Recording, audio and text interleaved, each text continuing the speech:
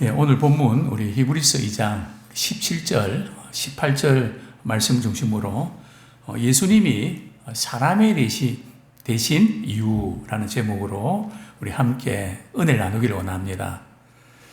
제목을 참 어떻게 정하는가 되게 참 고민이 많이 되는데요. 너 시험을 당해.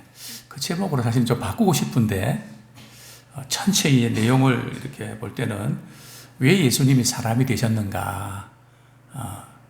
그것을 이렇게 정했습니다.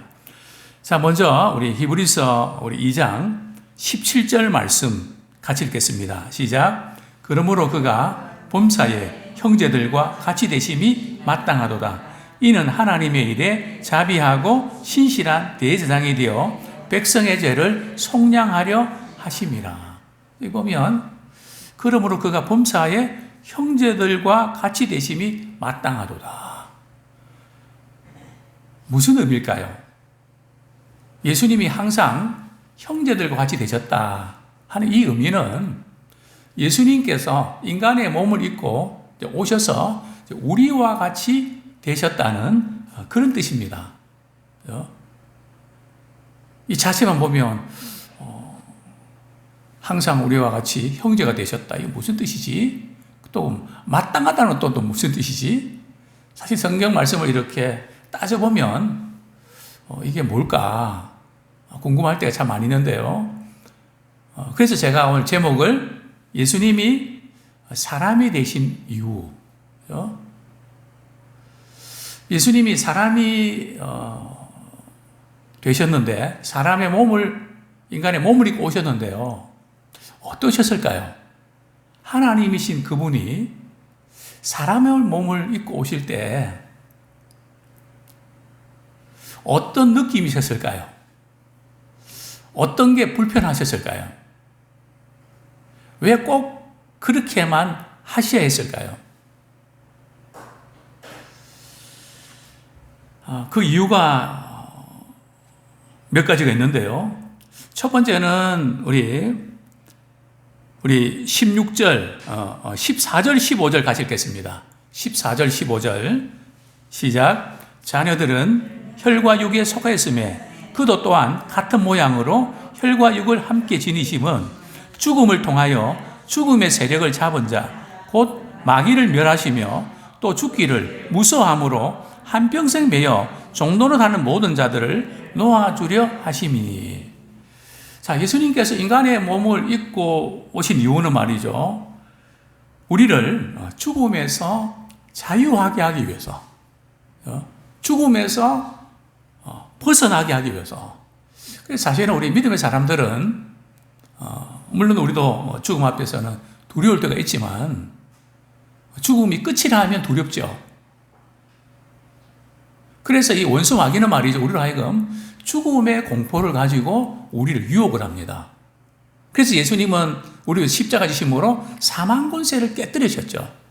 그런데 죽음에 대한 두려움, 또 질병에 대한 두려움, 우리는 일평생 가져갈 수 있단 말이죠. 한번 거기에 매여 있다 보면 계속 그 고민하고 그 걱정과 불안에 시달린다. 이러다가 나 죽는 거 아니야? 그러나 우리 예수 믿는 사람들은 살아서도 죽어서도 우리 주님의 기쁨이 되고 또 주님이 우리에게 주신 영원한 기업을 잊게 되고 그래서 우리가 죽음에 대한 공포에서 우리는 자유함을 누리게 되죠. 이전에 이렇게 교도소장으로 말이죠. 간증하는 그 장로님이 계시지 않습니까? 그분이 이제 사형수들을 이렇게 죽어가는 모습들을 지켜보니까 불신자와 신자가 확실히 다르다는 겁니다. 어떻게 다른가 하면 사형장으로 올라가서 죽을 때 뒷모습이 다르다는 거죠. 저도 참 연세 드신 분들 중환자실들 병원도 많이 가고 이랬는데 그 병원에서도 말이죠. 죽음의 공포에 사로잡혀서 혼이 빠져 있는 것 같은 그런 분들을 간혹 봅니다. 그러나 대부분의 경우는 말이죠. 예수님을 믿고 그분의 은혜 안에서 거하는 분들은 그래서 제가 이제 장례식 끝나고 나면 이제 그 냉동실에 들어가지 않습니까? 시신을. 그리고 입건할 때 얼굴을 봅니다. 표정이 어떤가? 벌써 이 사형수들이나 불신자들은 죽을 때 쫓기기 때문에 그 표정이 다릅니다. 그러나 신자들은 참 잠을 자는 것처럼 편안한 모습을 하고 있는 걸 보는데요. 참 이것은 엄청난 차이입니다. 우리는 죽을 때뿐만 아니라 우리의 삶도 그렇습니다. 사실 제가 말이죠. 사람들 만나면 늘 이렇게 공통적으로 하는 분들이 그분 참 인상이 좋다고. 만나는 사람들마다 그렇다는 거거든요. 믿거나 말거나. 근데 들을 때 썩 나쁘진 않습니다. 야, 이 사람이 표정이 말이죠. 엄청 중요하구나. 사실은 그런 게 아닌데 표정 때문에 점수를 따는 분도 있고 잃는 분도 있잖아요. 그래서 늘 우리는 주님의 은혜 안에서 밝게 살기 원합니다. 환하게 살고 기쁘게 살고 감사하면서 살고. 그래서 이것이 이제 우리가 인생의 고귀학권에 들어가는 사람이 신자입니다. 어쨌든 죽음에서 우리를 자유케 하기 위해서 예수님이 십자가에 죽으셨고요. 또 예수님께서 사람이 되셨습니다. 또 예수님께서 우리와 형제가 되기 위해서 말이죠. 참 인간의 몸을 입고 오셨다. 그 자체만 해도 말이죠. 얼마나 큰 은혜입니까? 얼마나 큰 사랑입니까? 우리가 늘 마음에 그런 게 있지 않습니까? 당신이 한번 내 처지 한번 돼봐. 당신은 몰라. 늘 이제 그런 우리 처지, 형편, 아무도 내 처지, 형편을 이해 못하는 것 때문에 얼마나 많이 외로워하고 힘들어합니까? 그런데 우리 주님은 우리의 처지가 되시고 우리의 형편이 되셔서 우리 곁에 계십니다. 형제들이다, 항상. 또 오늘 성경 이렇게 말씀합니다. 17절 하반절 보면 이는 하나님의 일에 자비하고. 하나님의 일이 뭘까요? 우리를 죄에서 구원하시기 위한 하나님의 구원의 사역이시죠. 그죠? 우리를 구원하시기 위한 하나님의 역사심이 어떻다고요? 자비하고. 하나님의 은혜와 긍휼이 풍성하시고요. 또 예수님께서 이 구원의 사역을 하시기 위해서 이전 성경은 충성되게 사명을 다하셨다 그랬거든요. 오늘 본문에 보면은 신실한 대제사장이 되었어. 신실한 대제사장이다. 자, 왜 예수님이 사람이 되셨는가 하면 우리의 죄를 대신 담당하기 위해서 대제사장이 되셨다는 거죠. 자, 우리는 왕이 있고요. 예수님의 삼중 직분에 대해서 제사장이 있고 그 다음에 선지자가 있거든요. 선지자는 하나님의 편에 서서 인간이 죄를 짓고 이 부분들을 경고하는. 그래서 우리 예레미야라든지 에스겔 또 이렇게 뭐 다니엘 또 뭐 미가 선지서를 보면 말이죠. 메시지가 어떻습니까? 굉장히 강하죠. 회개를 촉구하고 막 심판을 이렇게 선고하고. 저는 그런 기억이 납니다. 우리 자녀들이 말이죠. 이렇게 저녁 기도회부터 또 주일날도 계속 시리즈로 계속 했거든요. 그러니까 한 번은 우리 아이들이 우리 자녀들이 그런 이야기 합니다. 아빠, 언제까지 예레미야서를 해? 계속 경고하고. 그죠? 그것도 한두 번이지. 계속 말이죠. 막 그렇게 하니까 너무 부담이 돼갖고 빨리 통과하고 싶다는 거죠. 그래서 제가 주일은 시리즈를 안 하고 좀 필요한 부분들을 바꿨습니다. 이해가 됐습니다. 그러니까 제사장은요, 대제사장은 인간의 편에 서서 하나님 앞에 부르짖는 거죠. 인간의 편에 서 변호사가 돼서 말이죠.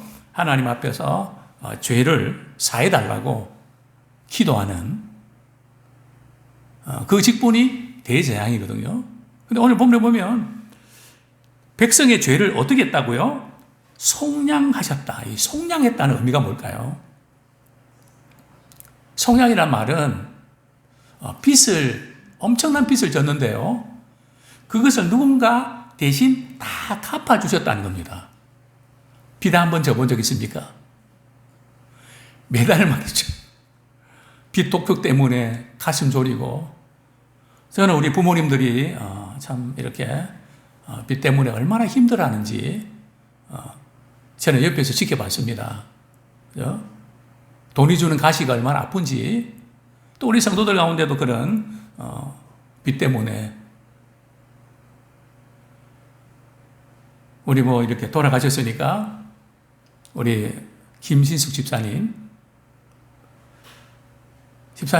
한 달에 얼마로 살아가요? 딸이 둘인데 말이죠. 5만 원 가지고 삽니다 그러더라고요. 어떻게 5만 원 가지고 어떻게 살아요? 막 그냥 사채 빚쟁이들이 말이죠. 막 폭언을 하고 그러면 막, 그죠? 한 번에 저한테 전화가 왔습니다. 본래 성질도 잘 안 하고 늘 희하고 웃기만 하잖아요. 그죠? 목사님, 저 죽을래요. 저 죽고 싶어요. 빨리 교회로 오세요. 같이 이야기해요. 그래서 그 이제 모든 부분들, 뭐 제가 뭐 압니까? 해서 어쨌든 이렇게 하나하나 그동안 진행되는 것 다 좀 도와드리고, 매달 5만 원씩 해서 5년을 갚더라고요. 지금도 기억납니다. 마지막 남을 때, 목사님, 오늘 다 갚았습니다. 다 갚았습니다. 그 표정, 지금도 잊을 수가 없습니다. 예수님께서 우리의 죄를 속량하셨다는 것은 빚을 다 갚아주셨다는 거거든요. 근데 그 빚이 엄청난 빚이기 때문에 우리 인간의 힘으로는 도저히 갚을 수가 없습니다. 그래서 예수님이 인간의 몸을 입고 오셔서 우리의 죄를 다 갚아주셨습니다. 예수님이 우리 십자가 위에서 말이죠. 요한복음 19장 30절을 보면 우리 한번 찾아볼까요? 예수님 십자가 위에서 이 말씀하시고 이제 영혼이 떠나가셨다 이렇게 말씀하고 있는데요. 요한복음 19장 30절 같이 한번 읽겠습니다. 시작. 예수께서 신 포도주를 받으신 후에 이르시되 다 이루었다 하시고 머리를 숙이니 영혼이 떠나가시니라. 여기에서 다 이루었다 하는 이 의미는 구원의 사역을 다 완성하셨다, 구원의 사역을 이루셨다는 의미도 있지만 말이죠. 여기에 이 원문에 보면 테텔로스타이라는 그 단어인데요. 이 뜻은 그 모든 그 빚을 완전히 다 갚았다는 겁니다. 우리가 죄를 지어서 죽을 수밖에 없고 해결해야 되는데 누가요? 주님이 대신 다 갚으셨다는 거죠. 근데 얼마나 많은 그리스도인들이 주님이 다 갚으셨다고 말씀하셨는데 아직도 내가 갚아야 될 것이 있다는 거죠. 그것이 자녀들입니까? 물질입니까? 나에게 상처받은 누굽니까? 물론 우리 마음이 아프죠. 그 모든, 그것뿐이겠습니까? 그래, 그 모든 것을 다 갚으셨단 말이에요. 우리가 더 갚을 게 없다는 겁니다. 제가 이전에도 그런 말씀 한번 드린 적이 있습니다. 이전에, 카렌스 차를 이전에 보목사님이 좀 주로 많이 쓰시고, 제가 이제 또 차를 또 이렇게 개인용 차를 이렇게 탔는데, 이사를 하게 되면 이게 이제 이렇게 그 주소를 변경을 해야 되거든요. 근데 그걸 놓친 채 5년이 지났습니다. 그러면 나중에 보니까 그 누진세가 붙어갖고 말이죠. 한 150 정도 나온 겁니다.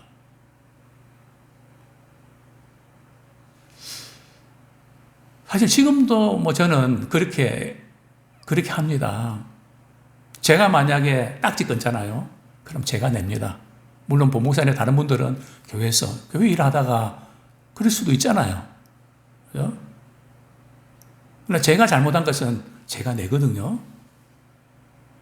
왜냐하면 교인들이 헌금을 했는데 왜 그걸 네가 잘못해서. 그래서 그 돈도 제가 다 갚으려고 준비해 갔습니다.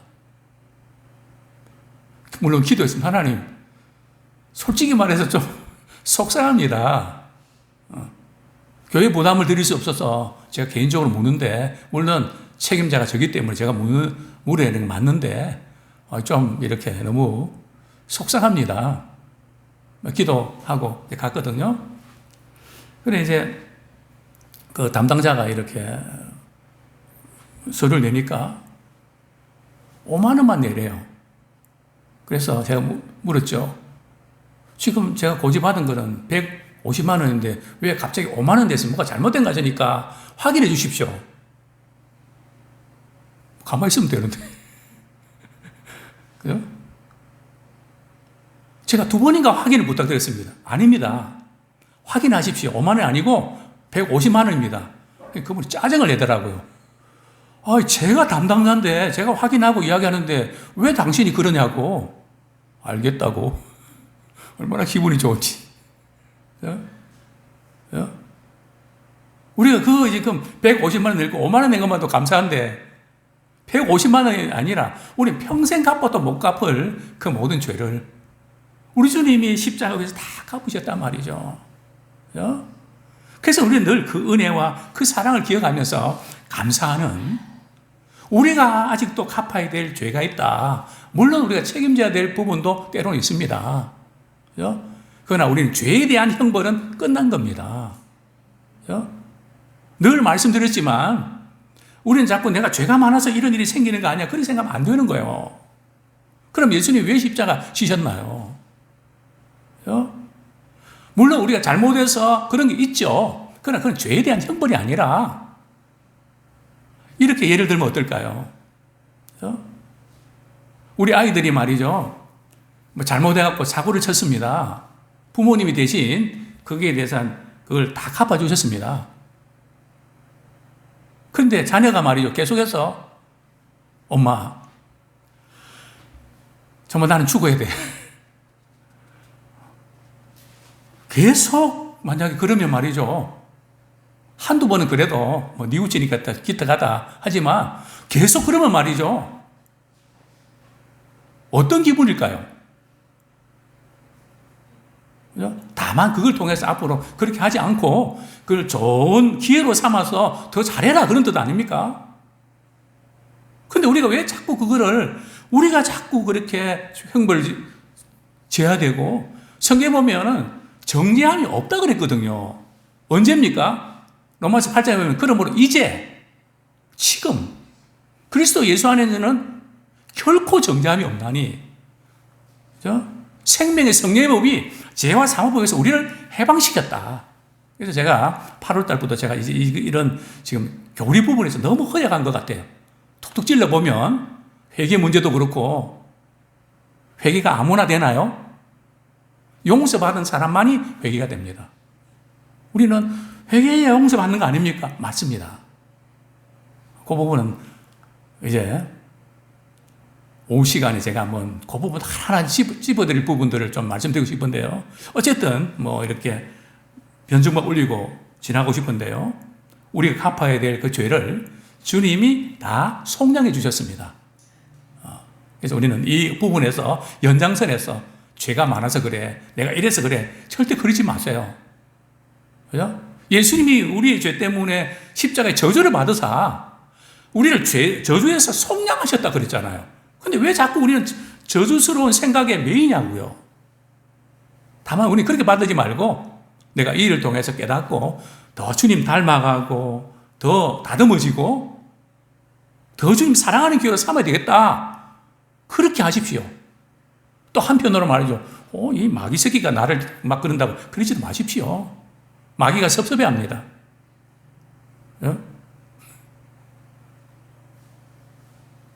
막 탓을 할 게 아니라 우리는 그것을 통해서 말이죠. 주님의 일하심을 기대하고 주님이 이루신 것을 감사하면서 우리가 잘하면 되는 거거든요.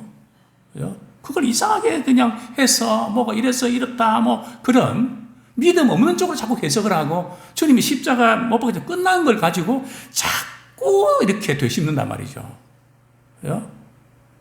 어쨌든 그 부분들. 자, 두 번째로 18절 말씀 같이 읽겠습니다. 시작. 네, 히브리서 2장 18절 시작. 그가 시험을 받아 고난을 당하셨은즉 시험 받는 자들을 능히 도우실 수 있느니라. 자, 예수님께서 시험을 받아 고난 당하셨다. 바로 이 대목. 예수님이 우리가 당하는 시험이나 유혹을 받으셨을까요? 안 받으셨을까요? 분명히 보니 고난을 받으셨단 말이죠. 유혹도요, 받으셨죠. 공생이 진행할 때 광야에서 사단에게 시험 받지 않습니까? 첫 번째 시험이 뭡니까? 물질 시험 아닙니까? 돌로 떡 만들어라. 또 뭐 명예 시험도 있고 말이요. 우리가 유혹받을 수 있는 그 부분들을 예수님은 다 유혹받으셨단 말이죠. 어떤 분은 그렇게 이야기합니다. 말씀대로 우리가 순종하며 살자 그러면 우리가 뭐 예수님인가? 물론 우리는 예수님이 아닙니다. 근데 그런 쪽으로 가면 안 돼요. 물론 우리가 부족해서 말씀을 다 순종하지 못하고 또 그렇게 넘어질 때도 많이 있지만 우리는 주님을 닮아가는 기회로 늘 닮아가야 되거든요. 그분을 사랑하니까. 예수님, 두 번째 제가 질문 드립니다. 우리보다 예수님이 시험을 더 많이 받으셨을까요? 우리가 더 많이 받는 걸까요? 우리입니까? 예수님입니까?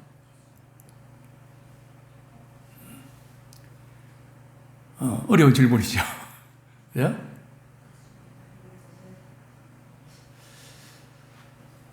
우리 예수님과 우리의 차이점은 뭔가 하면 예수님은 시험을 받으시되 뭘 짓지 않으셨다고요? 죄를 짓지 않으셨대요. 근데 우리는요, 시험을 받으면 때는 약해서 죄를 짓죠. 혈기도 부리고 분노도 터뜨리고 욕심도 부리고 뭐 그렇지 않습니까? 그런데 어떤 경우가 유혹을 더 많이 받는 걸까요? 시험에 굴복하는 사람일까요? 시험을 이기는 사람일까요? 굴복하는 사람들보다 시험을 이기는 사람이 훨씬 더 강한 유혹받습니다. 그 이유를 아시겠습니까? 시험 받기 직전에 말이죠. 그 이기 직전에 시험이 항상 강하거든요. 예수님 십자가 위에서 말이죠. 얼마나 많은 사람들이 끌어내리려고 말이죠. 다른 사람은 구원하고 왜 자신은 구원 못하냐. 별의별 소리 다 하고 모욕, 멸시하고 말이죠. 저 같은 말이죠. 내가 늘 말씀드리지만 십자가에서 딱 내려왔고 말이죠. 한번 뻔때를 보여주고 다시 올라가실 겁니다. 그렇게 하실 수 있는 분이신데 끝까지 참으시잖아요. 그죠? 할 수 없어서 참는 거하고 할 수 있는데도 참는 게 어떤 게 힘들까요? 당연하죠. 그래서 예수님께서는 우리가 당하는 모든 시험을 다 당하셨기 때문에 그 누구도 이해 못해도 주님은 그 모든 것을 다 아십니다. 왜냐하면 당해봤기 때문에. 저는 우리 교단에 작은 교회 우리 목사님들 또 목사님들 자녀들을 섬기는 일들을 지금 하고 있습니다. 그들이 너무 귀엽기도 하고 사랑스럽습니다. 목회자의 자녀로 태어나서 뭐 시골 또 이사도 많이 다니고 그러면서 여러 가지 어려운 일들을 많이 겪습니다. 그런데 저희들이 이제 행사를 이렇게 진행하다 보면 목회자 자녀들이 겪는 게 비슷하거든요. 야, 너가 목회자 자녀로서 그러면 되냐? 그게 제일 듣기 싫다 그러거든요. 우리 아빠가 목사님이지 내가 뭐 목회자인가? 똑같은 사람으로 봐주면 안 되냐고. 평신도로 봐주면 안 되냐고. 그게 아이들의 상처가 됩니다. 그러나 목회자들, 자녀들 모임 가지면 선배들이 말이죠. 후배들은 아니까. 같은 심정이니까 말이죠. 얼마나 아끼고 같이 울어주고 아파해주고 품어주고 말이죠. 그래서 이 모임을 갖고 나면 목사님들, 사모님들이 제게 와서 전화로 고맙습니다. 애들이 어떻게 이렇게 변하냐고. 왜 그럴까요? 같은 걸 겪었으니까, 당했으니까 아픔이 있단 말이죠. 그래서 아픔이기 때문에 위로하고 그 마음을 아니까 거기서 다 마음이 열린단 말이죠. 바로 우리 주님은 시험을 당하셨기 때문에 시험 당하는 자를 능히 도와줄 수 있는 분입니다. 그죠? 우리 사람은 시험을 당해도 힘이 없어서 도와주고 싶어도 도와주지 못하잖아요. 마음 뿌릴 때가 많잖아요. 그게 부모 마음이잖아요. 그죠? 정말 이렇게 해주고 싶은데 저렇게 해주고 싶은데 그죠? 그 못하는 그러나 우리 주님은 아파하고 이해하는 분만, 공감하는 분만 아니라 도우실 수 있는 분입니다. 능히 도우시는 분입니다. 그죠? 그래서 우리는 어떤 시험 앞에서도 두려워하지 아니하고 무서워하지 않습니다. 왜냐하면 주님이 함께 계셔서 우리를 돕고 계시기 때문에 그렇습니다. 아무쪼록 우리는 혼자가 아니고요. 지금도 우리를 기도하는 그분. 그죠? 또 주님이 성령을 보내서 우리 안에 계셔서 그분께 나가면 도와주시는 그분이기 때문에 우리는 세상을 이기는 그런 우리가 되기 원합니다. 우리 주님은 시험 받는 자와 동일시하십니다. 형제다. 아무쪼록 이 약속 붙잡고 승리하는 우리가 되기 원합니다. 우리 성경 한 구절 읽고 마치겠습니다. 이사야 53장 4절 5절. 우리가 잘 아는 본문이고 우리가 좋아하는 본문인데요. 이사야 53장 4절 5절. 시작.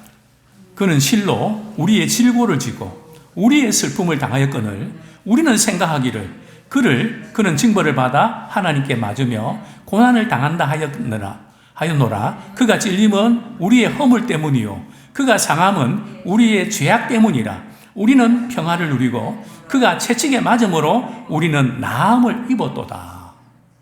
참 이 말씀이 정말 우리에게 주시는 말씀이 되기 원합니다. 이 약속이 또한 우리의 약속이 되기를 축원합니다.